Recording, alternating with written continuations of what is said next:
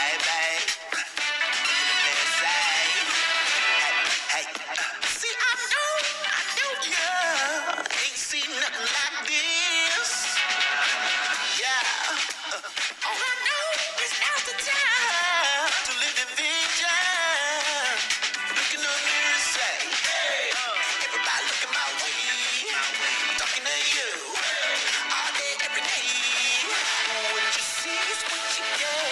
Right here, right now. Won't tone it down. What you see is what you get. Right now.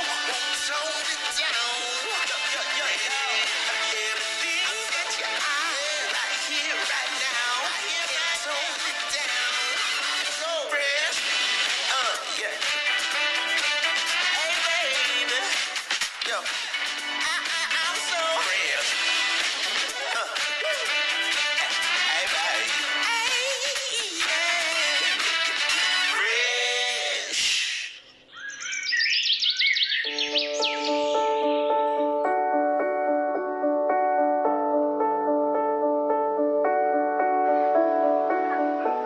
Nung unang months namin ni Sheila or years, parang hindi pa talaga siya yung, hindi mo pa maaano na siya talaga yung sa future. Kaso nung mga, tumagal na kami mga 2 years, 3 years, dun ko po naramdaman na siya na po talaga kasi meron siyang plans para sa aming dalawa. Sa kanya lang po ako nagkaroon ng plano. And sa 4 years po namin na magkarelasyon, parang never pa kaming nag-away ng malalim. Kasi pag nag-aaway kami, hindi niya ako sinasabayan. Umaalis na lang siya para hindi niya ako masabayan yung init ng ulo. Kakausapin niya na lang po ko or ihahag po. Tapos okay na. Pearl. America. Thank you, Master. Okay po. Tapos liver. Hindi ko nga rin. Ang baklay niya. May nakakulay sa'yo. Pero parang ginamit natin. Cherry. Wala na. Nagamit. Open na, open. Iso ka. Pinapagod mo ni Kasi. Wow. Thank you po.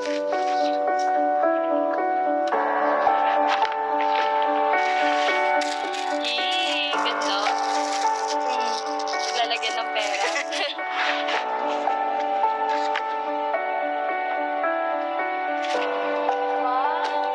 System in. Cute.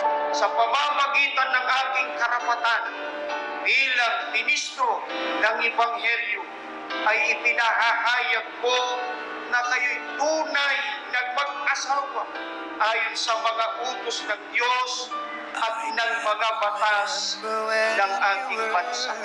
Ang pinapagsama nga ng Diyos ay huwag mapag-iwalayin ng tao. I swear. Si JR po ay sobrang pasensyado sa akin. And siguro yung rin nagustuhan ko sa kanya. Kasi parang siya lang nakakatagal sa ugali ko. Bukod sa papa ko. Si Sheila po is madali siya. Minsan mainit, matampuhis. Nonchalant po kasi siya pag sa iba. Pero pag sa akin, madaldal siya ganyan. Makulit siya. Parang sa akin niya lang malalabas yung ganong side niya. I've never been afraid. I love the life we've made, and I'm so glad I stayed right here with you through the years. Mahal mag-aalaga talaga. Siya yung babaeng hindi mo sasabihin sa kanya yung kailangan mo, siya na mismo yung magbibigay. Kasi parehas kasi kaming only child eh. So parang nahanap namin yung comfort sa isa't isa. Parang kami yung nagkakaintindihan kasi parehas yung situation namin. Yung mama namin nasa abroad. Tapos yun, parang nagigets ko siya, tapos nagigets niya din yung ugali ko. Ganun. You've taught me everything I know. Can't imagine needing someone so. But through the years it seemed to me I need you more and more. Through the years, through all the good and bad, I know how much we had. I've always been so glad to Love, be with you. Sheila.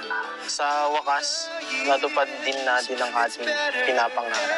At first, I never thought we'd end up together. Sabi ko pa noon, hindi kita type dahil hindi ka naman masyadong matangkad. Pero sabi nga nila kung anong ayaw mo, yun ang i-Lord sa'yo. 4 years being together, madami na tayong pinagdaanan, lalo na ngayong year. And here we are, who would have thought na ikaw palang mapapangasawa ko. The years when everything went wrong, together we were strong. Pangako ko sa'yo na di ako magbabago. Kahit na tupakin ka at matampuin, hindi ako magsasawang suyuin. Salamat at hindi ka bumita. Kahit na marami tayong pinagdaan ng di maganda.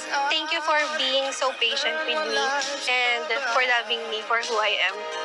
By loving you through the years.